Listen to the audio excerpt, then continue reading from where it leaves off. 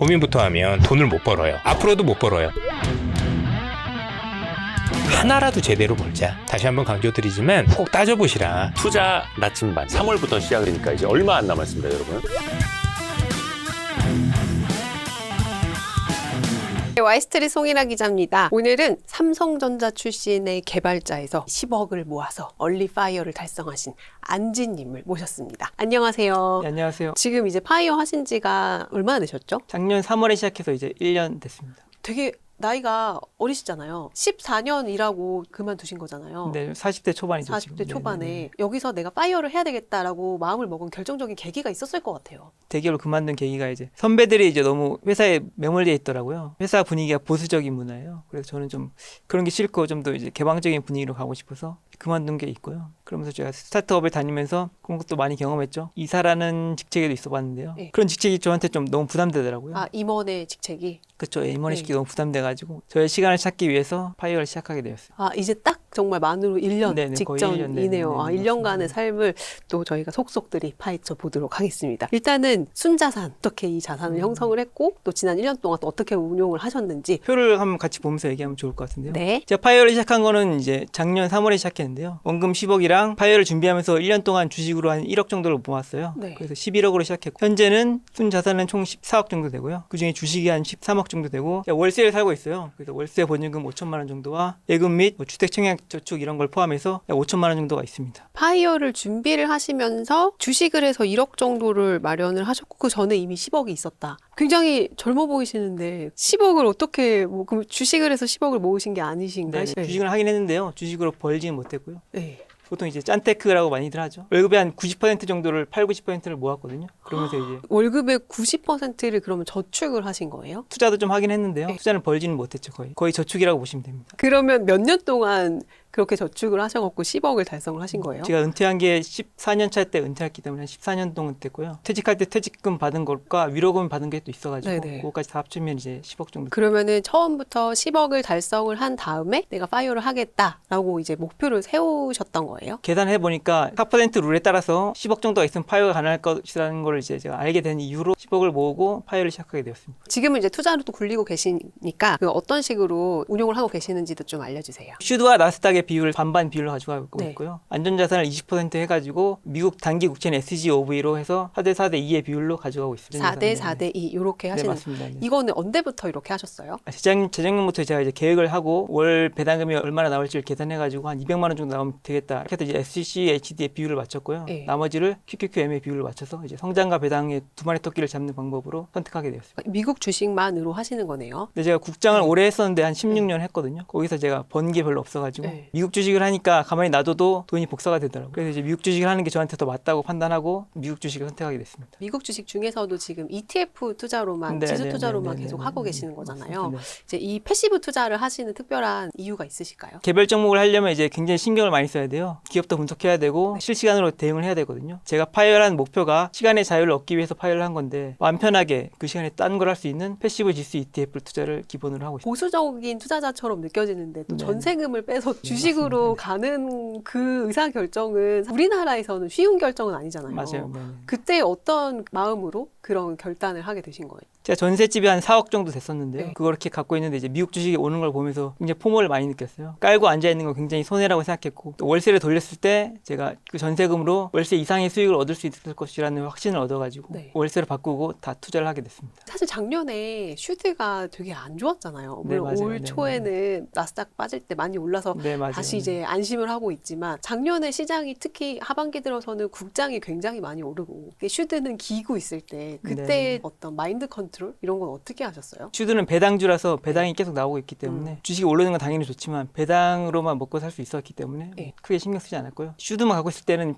포모가 굉장히 올 수 있기 때문에 나스닥도 같이 투자했기 때문에 둘 중에 하나라도 오르면 된다는 마음가짐으로 해서 잘 버텼습니다. 보통 이제 미국 지수 투자라고 하면은 대표적으로 S&P 500이잖아요. 네, 맞습니다. 근데 포트에 네. S&P 500이 없어요. 아주 소량만 있습니다. 네. 그러니까 그렇게 의사결정을 하신 이유가 있을까요? 제가 차트를 네. 하나 만들어 왔는데요. S&P 500 ETF인 VOO와 SCHD의 조합을 봤을 때는 40개 종목 정도가 중복이 돼요. 나스닥 ETF인 QQQM과 슈드의 조합으로는 한 6개 종목밖에 중복이 되지 않아요. 상대적으로 중복이 적은 나스닥과 슈드의 조합으로 선택해서 하고 있습니다. 원래 한 ETF가 다 다른 것처럼 보여도 사실 S&P랑 나스닥도 겹치는 게 네, 많잖아요. 맞아요. 예, 예. 그래서 이제 둘 중에 하나만 선택을 하고 이제 슈드랑도 겹치지 않는 요 두 마리의 토끼를 같이 가져갔다. 네, 맞습니다. 요렇게 최대한 이해를 하면 되나요? 중복이 적은 걸 하려고 이렇게 선택했습니다. 아, 근데 QQQ도 이게 QQQM이 있고 QQQ가 있고 뭐 네. TQQQ도 있고 굉장히 네, 다양하게 있잖아요. 왜 하필이면 QQQM을 선택하신 이유는 뭘까요? QQQM은 이제 QQQ보다 수수료가 낮잖아요. 네. 저는 항상 짠테크이기 때문에 이제 네.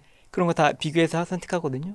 그래서 QQQM을 선택했고 음. TQQQ 같은 경우 레버리지인데 저는 레버리지는 또 선호하지 않아요. 좀 천천히 부자가 되는 방법을 선택하고 있습니다. 지금도 올해 작년 한국 시장이 엄청나게 오르고 있는데 네, 맞아요. 네. 약간 포모를 느끼시잖아요. 지금 굉장히 포모 느끼고 있고요. 네. 틀지 않고 국장이 계속 있었으면 더 좋았을 텐데라는 생각을 가지고 있는데요. 이제 국장의 비중을 늘릴 생각은 없고요. 출산율 문제가 있잖아요. 한국이 네. 출산율 문제도 있고 아직 상법 개정이 되고 있지만 아직 뭐 투자자를 위한 투자자 보호를 위한 법이 아직 좀 미비해요. 네. 그리고 경제 사범에 대한 처벌도 굉장히 약하거든요. 그런 이유들로 인해서 저는 미국 주식을 좀 더 선호하고 있고요. 이런 부분들이 지금 나아지고 있는데 그런 부분이 좀 더 나아지면 다시 국장으로 돌아갈 생각은 여전히 있습니다. 새로운 투자는 안 하시는 편이에요? 그러니까 있는 거를 계속 굴리시는 거예요? 새로운 투자는 지금 그냥 배당 재투자 정도만 하고 있고요. 돈 나올 것이 거의 없어가지고 다 네. 투자를 해놔가지고 배당 재투자만 하고 있고 뭐 배당금 정도 이제 생활비로 쓰는 정도. 네. 현재 현금 흐름은 이제 배당으로 한 200만 원 정도 나오고 있고요. 월 200이요? 네네네. 배당의 3분의 2가 지금 SCHD에서 나오고 있고요. 네. 나머지 3분의 1이 이제 나스닥 커버드 콜인 JPQ, 미국 단기 국채인 SGOV에서 나오고 있습니다. JPQ는 커버드콜 네네. ETF잖아요. 근데 커버드콜 ETF는 좀 연령대가 더 높은 사람들이 투자를 해야 된다 이런 얘기들도 있는데 실제로 투자를 해보니까 어떠세요? 뭐 딱히 저는 그렇게 생각하지 않고요. 네. 배당금이 그냥 슈드로만 했을 때는 살짝 모자랄 수가 있어요. 네. 그래서 그걸 좀 채우기 위해서 JPQ로 한 거고 저도 솔직히 뭐 커버드콜을 좋아하진 않거든요. 근데 단기로는 이제 그걸로 채우려고 하고 있습니다. 아, 단기라 하면 어느 정도예요? 한 1, 2년 정도는 계속 하지 않을까 아, 생각해요. 근데 막상 현금 흐름이 들어오고 나니까 확실히 좀 안정적으로 느껴지는 게 있나요? 네, 아무래도 현금 흐름이 없는 거랑 있는 거랑 비교하면 괜찮고요. 뭐 JPQ도 굉장히 지수 방어력이 굉장히 좋거든요. 네. 그래서 저는 나쁘지 않다고 생각하고 있습니다. 그게 원금이 깎여나가진 않잖아요. 네, 그렇진 그치? 않아요. 네, 이게 아무래도 음. ETF랑 결합한 거다 보니까 네. 그렇게 깎이진 않고 개별 종목이랑 결합된 커버드콜은 좀 안 좋아요. 그래서 그런 건 안 하고 있습니다. 근데 개별 종목이랑 결합된 커버드콜은 분배율이 굉장히 높더라고요. 근데 뭐 제살 깎아 먹기잖아요. 그렇죠. 다 원금을 깎아서 주는 거라서. 그러면 이 배당 매월 200만 원과 일을 하시는 거예요? 근데 주 3일은 이제 일을 하고 있어요. 그러면 지금 완전히 월 현금 흐름은 배당과 일 이렇게 두 네, 가지로만 맞습니다. 나오고 네, 있는 네, 거예요? 네. 그러면 이걸로 좀 부족하거나 이런 생각은 별로 안 드시나요? 제가 원래 돈을 네. 많이 쓰는 스타일이 아니라서 월 네. 200만 원으로 충분하거든요.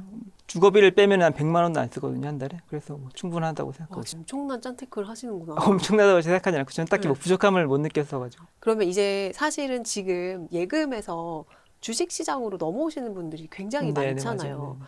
근데 이런 분들은 막 ETF가 뭐예요?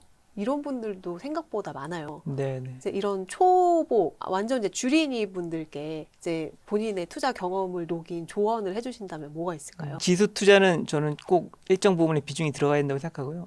그 다음에는 이제 본인이 좋아하는 개별 종목을 투자해 보시는 거는 저는 굉장히 좋다고 생각하거든요. 그렇게 해야지 인사이트도 늘릴 수 있고 본인이 직접 투자해봐야지 그걸 좀 더 공부하고 그렇게 되거든요. 이게 누가 알려준다고 다 따라하지 않더라고요. 저희 부모님도 뭐 제가 하라고 한다고 하진 않거든요. 자신만의 투자 방법을 써먹어 보고 그게 잘 통하는지 안 통하는지를 직접 경험해 보셔야지 지수의 수익률과 본인의 수익률을 비교하면서 뭐가 좀 더 좋은 선택인지를 알 수 있을 것 같아요. 그리고 여러 가지 저는 경험을 해보라고 하고 싶어요. 최근에 상장하는 주식들도 있잖아요. 공모주도 네. 좀 해보시고 상한가도 한번 따라잡기도 한번 해보시고 네. 하한가도 물려보시고 그러면 이런 건 절대 하지 말아라 하는 게 있다면 뭐 인버스 투자 뭐 이런 거는 아. 인버스나 레버리지 투자 같은 건 네. 좀 지양하시는 게 좋을 것 같아요. 해보신 적이 있으신 거예요? 근데 저도 국장에 인버스도 해보고 레버리지도 해보고 왜 피하라고 조언하시는 건가요? 그걸 해보면 이제 도파민이 뿜뿜 나오게 되거든요. 네. 거기에 치중하게 되면 이제 본인의 투자 가치관이 흔들릴 수가 있어요. 그런 거 좀 지양하는 게 좋을 것 같고요. 인버스 요새 투자하시는 분들 많더라고요. 근데 뭐 저는 지수는 우상향하는 게 맞다고 생각하거든요. 그래서 뭐 국장도 최근에는 뭐 지지부진했지만 앞으로는 좀 우상향할 거라고 생각하고 있어요. 그렇기 때문에 너무 인버스에 투자하시는 것보다는 오르는 거에 투자하시는 게 낫지 않을까. 근데 보통 이 배당주 투자하시는 분들이 제일 걱정이 사실 폐금이잖아요. 그렇죠, 맞아요. 원보료도 있고 이게 또 금융소득 종합과세 또 대상이 들어가기도 하니까 그 부분에 대해 현실적인 조언 좀 부탁드립니다. 금융소득 종합과세에 대한 편인데요. 이제 본인이 지역 가입자이고 만약 부동산이 있을 경우거나 본인이 충분한 근로소득이 있을 경우에는 이 모든 것들이 이제 다 건보료에 포함이 돼요. 그래서 네. 건보료 폭탄을 맞을 수가 있거든요. 근데 저 같은 경우는 부동산이 없어요. 그리고 충분한 근로소득이 있지 않기 때문에 크게 걱정하진 않고 있고요.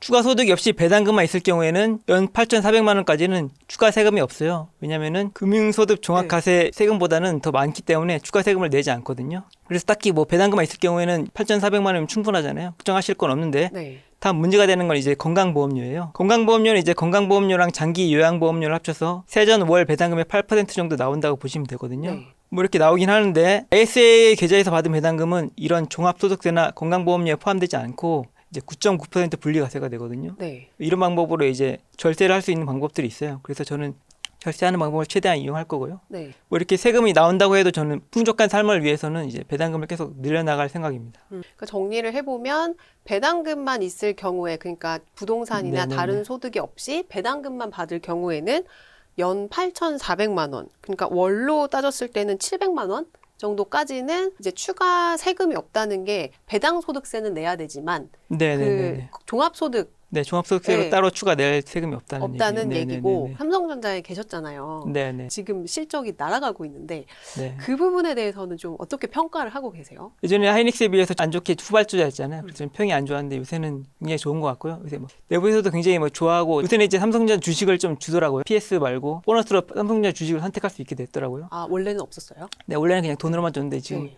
삼성전자 주식을 선택할 수 있어요. 그래서 그걸 선택하신 분들은 굉장히 다들 좋아하시더라고요. 네. 아, 이제 직원들도 그거를 원하는 또 수요가 생기고 그러나 보나. 네, 예전에는 다 안 받으려고 했는데 요새는 다 받으려고 하죠. 네. 근데 이 메모리의 이제 수요가 언제까지 갈까요? 물론 아무도 모르겠지만 실질적으로 이제 AI의 그 성장성이 얼마나 될지를 뭐 전문가들도 아직 그 가늠을 못 하는데 2, 3년은 가지 않을까 생각하거든요. 왜냐면 HBM이 이제 돈이 많이 필요한 산업이잖아요. 그래서 네. 쉽게 아무나 접근할 수 없는 산업이기 때문에 최소 2, 3년은 가지 않을까 생각하고. 근데 그게 또 주가에도 이렇게 반영이 뭐 먼저 됐다, 뭐 이게 피크아웃을 쳤다, 막 이런 얘기들도 막 도는데 어느 정도의 그 시기를 두고 이게 반영이 되는 걸로 보세요? 저는 아직 피크아웃이라고 보지는 않고요. 아직도 계속 있을 거라고 보는데요. 뭐 앞으로도 AI 발전은 지금 초기 단계이기 때문에 계속 수요가 계속 있을 거라고 생각해요. 앞으로도 계속 올라갈 여지가 있다고 보고. 근데 지금은 좀 너무 많이 오른 상태인 것 같긴 해요. 그래 너무 선반영돼 네. 있다는 느낌이 있어가지고 근데 왜 삼전 안 하고 SK로 SK가 전 더 좋은 것 같아요. 그러니까 SK가 더 좋은 이유도 여쭤봐도 될까요? 아무래도 선발 주자였잖아요. HBM에 대해서 선발 네. 주자였기도 하고. 아까도 말했지만 뭐 삼성전자 알면 알수록 이제 좀 불신을 가지게 되잖아요. 너무 많이 알면 이제 또 좀 꺼려지는 게 있잖아요. 뭐 아직까지는 좀 피크아웃이라고 보지는 않는다. 이렇게 네네. 그렇지만 생각- 높다. 너무- 지금은 좀 높다. 굉장히 높다. 네. 그러면 이제 AI가 물론 뭐 향후 몇 년간은 적어도 진짜 이 글로벌한 산업을 다 장악을 할 텐데 그 중에서도 좀 집중해서 보시는 좀 투자 유망 분야 같은 게 있을까요? 그리고 제가 주목하는 섹터인데요. 전반적으로 AI 섹터가 유망할 것이라고 보고 있고요. 그 중에서도 이제 피지컬 AI가 유망할 거라고 생각하고 있고요. 참고로 여기 있는 주식들은 대장주로 한 거지 뭐 사라는 얘기는 아니고요. 네. 피지컬 AI에서는 이제 현대차, 보스턴 다이내믹스나 레인보우 로보틱스, 그리고 테슬라의 옵티머스나 이제 중국의 유비테크 뭐 이런 것들이 이제 유망하다고 생각하고 있거든요. 앞으로 AI 팩토리 수요가 폭발할 거고 빅테크들도 대규모로 투자를 하고 있어요. 그래서 현재는 이제 화이트 칼라 직종만 위기가 됐는데 이제 앞으로는 블루 칼라 직종의 위기도 오지 않을까라고 생각하고 있거든요. 근데 아직까지는 이제 기대감 반영 구간이 아직까지는 기대감 반영 구간이라서 너무 성급하게 보시지 말고 좀 천천히 보셔야 될 것 같고요. 네. 또 요거에 기반한 또 배터리 산업도 굉장히 좋을 거라고 생각하는데요. 최근에 2차 전지가 좀 안 좋았었는데 요새 다시 좀 좋아지고 있잖아요. 뭐 대장주들은 이제 LG 에너지 솔루션, 삼성 SDI, 또 중국의 CATL 같은 게 있는데요. 네. 모든 이동 수단의 동력이 이제 배터리로 전환될 것이라고 생각하고 이제 피지컬 AI도 마찬가지죠. 대규모 에너지 저장 장치인 ESS 수요도 이제 늘어날 거고요. AI 데이터 센터에는 많이 이런 게 필요하거든요. 네. 그리고 차세대 전고체 배터리 상용화 기대감도 있고요. 이런 것에 의해서 이제 배터리도 유망할 것이라고 생각하고 있고요. 그리고 다음으로 에너지, 뭐 두산 에너빌리티나 뉴스케이 파워, 넥스테라 에너지 같은 이런 기업들이 대장주인데요. 이제 AI 데이터 센터들이 폭증할 예정이고 그렇기 위해서는 이제 안정적인 전원이 필요하고 전력 인프라 교체 주기가 됐다고 하더라고요. 이런 인프라들이 교체될 거고 이제 소형 모듈 원전, 이런 소형 원전들이 또 뜰 것이라고 생각하고 최근에 좀 안 좋긴 했는데요. 앞으로는 좋아질 것이라고 생각하고 마찬가지로 여기서도 대규모 에너지 저장 장치인 ESS, 이러한 AI를 가동하기 위한 인프라로서 에너지 섹터가 유망할 것이라고 봅니다. 그리고 이 섹터들은 이제 AI로 인해서 대체될 수 없는 섹터들이거든요. 마지막으로 양자 컴퓨팅 섹터인데요. 오늘 아이언Q가 실적을 발표했는데 굉장히 좋게 나왔더라고요. 그리고 리게트 컴퓨팅, 뭐 알파벳 뭐 이런 것들이 있는데요. 단백질 구조 처리로 인한 이제 신약 개발, 신소재 배터리 설계, 뭐 금융 최적 알고리즘이 적용될 것 같고, 하지만 이건 좀 아직 좀 먼 미래라고 보거든요. 최근 막 1, 2년엔 될 것 같지 않고 한 3, 4년은 더 봐야 되지 않을까 이렇게라고 생각하고 있습니다. 아, 양자 컴퓨팅은 아직 3, 4년 정도는 더 된다. 네네. 그러니까 이 말이 인상적이네요. AI로 인해서 대체될 수 없는 분야가 그렇죠. 네네. 이제 피지컬, 그다음에 배터리, 에너지 이렇게 네네네네. 세 가지 분야로 보시는 거군요. 근데 이 분야들도 역시 투자하시는 그 QQQ나 다 들어가 있죠. 다 들어가 네네네네. 있는 분야라서 상대적으로 좀 이런 종목 공부나 이런 거에 대해서는 좀 마음을 놓아도 되는 거 아닌가요? 저 같은 게으른 투자자들은. 맞아요. QQM만 네. 투자하시고 뭐 발 뻗고 있어도 뭐 상관없긴 하죠. 네. 근데 미국 지수 투자로 어쨌든 좀 성공을 하신 거잖아요. 근데 앞으로도 쭉 지수 투자만 하실 생각이신 거예요? 제가 배당이 한 300만 원 정도 넘어가면 이제 개별 주식을 조금씩 하려고는 하고 있거든요. 그 전까지는 이제 지수 투자만 하려고 하고 있어요. 네. 그럼 배당이 300만 원 될 때까지는 이제 ETF 투자로 이제 네네네. 하고 세금에 대해서 좀 이렇게 너무 겁내하는 분들이 많단 말이에요. 배당 맞아요. 투자하실 네네네. 때.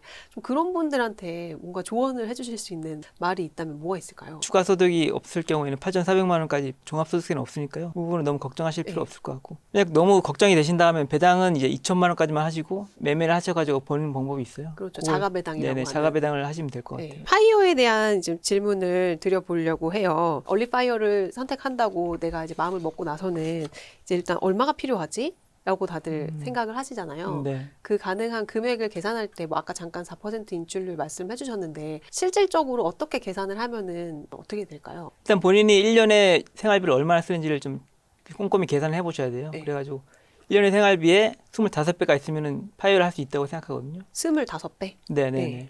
1년 생활비에 25배. 네네네. 그럼 1년에 200만 원, 2,400만 원이라고 치면 거기에 25를 곱하면 네네네. 그게 파이할 수 있는 금액이 나오죠. 네. 네. 저희 경우는 이제 4천만 원이라고 판단해가지고 이제 10억 있으면은 파이를 할 수 있겠다라고 해서 이제 파이를 시작하게 된 거죠. 네. 그 가족 구성원 수에 따라서도 이 파이어 자산이 상당히 많이 차이가 날 것 같은데 네네. 혹시 지금 싱글이신 거잖아요. 네, 싱글입니다. 그러면은 이 가족들이 조금 더 많으면 그들의 그 계산분까지 다 합쳐가지고 20 곱하기 25를 해야 되는 거겠네요. 부부일 때도 부부의 월 생활비를 계산해서 하시면 될 것 같은데 제가 생각하기엔 보통으로는 뭐 솔로일 때에 비해서 부부는 한 1.5배, 1.5. 자녀가 있을 경우는 한 2배 이상 정도는 필요하지 않을까라고 생각하고 네. 있어요. 그 혹시 절세 계좌는 ISA 말고 뭐 연금저축이나 뭐 IRP 같은 것도 운영을 하고 네네, 계세요? 하고 있어요. 지금 퇴직금이 다 ARP에 들어가 있거든요. 네. 그때 시대가 좀 많이 생겨가지고 그걸로 이제 투자를 제대로 시작했죠. 저 같은 경우에 이제 다 나스닥 추정 ETF를 담고 있거든요. 왜냐면 이제 55세까지 뺄 수가 없잖아요. 네. 그렇기 때문에 이제 성장주를 다 담았고요. 배당주를 담아도 이제 뭐 뺄 수가 없잖아요. 그렇기 때문에 다 성장주에 올인했고 아직 10년 이상 남았기 때문에 빼지 않고 그냥 묵묵히 지켜볼 성장 ETF들로만 담고 있습니다. 리밸런싱은 얼마나 자주 하세요? 이번 시는 1년에 한 번 정도 하고 있어요. 그냥 계속 묵혀뒀다가 1년에 한 번 날을 잡고 하시는 거예요? 연말에 한 번씩 하고 있습니다. 연말에 한 번씩? 그때도 4대 2로 비율을 맞춰가지고 이제 하고 있어요. 원칙이 이렇게 딱 있으신 거네요, 그러니까. 네, 4대 2 네. 비율을 계속 유지하려고 하고 있어요. 그러면 생각보다 시간이 여유가 많이 있을 것 같아요. 왜냐면 미국 주식을 계속 팔로우를 하긴 하지만 뭐 뭔가 내가 개별 종목을 찾는 것도 아니고 네, 맘 편하게 지수에 그냥 넣어놓고 1년에 한 번씩 리밸런싱을 하고 네, 그러면은 시간이 너무 좋을 것 같은데 그렇죠. 예, 시간을 많이. 네, 파이어족의 하루의 루틴과 이 삶의 운영 방식 이런 것도 좀 조언을 해주시면 좋을 것 같아요. 저 같은 경우는 이제 월수금은 출근하고 있거든요. 바리스타 파이어라고 해서 이제 파트타임을 하고 있어요. 네. 그 외의 날들은 이제 유튜브를 촬영하고 편집하고 있고요. 그렇지 않은 날은 보통 8시 반 정도에 일어나요. 게임을 제가 좋아해가지고 네. 게임도 하고 이제 유튜브도 보고 넷플릭스도 보면서 쉬고 있고요. 아, 건강이 중요하잖아요. 그래서 항상 운동 시간을 마련해서 운동을 하려고 하고 있어요.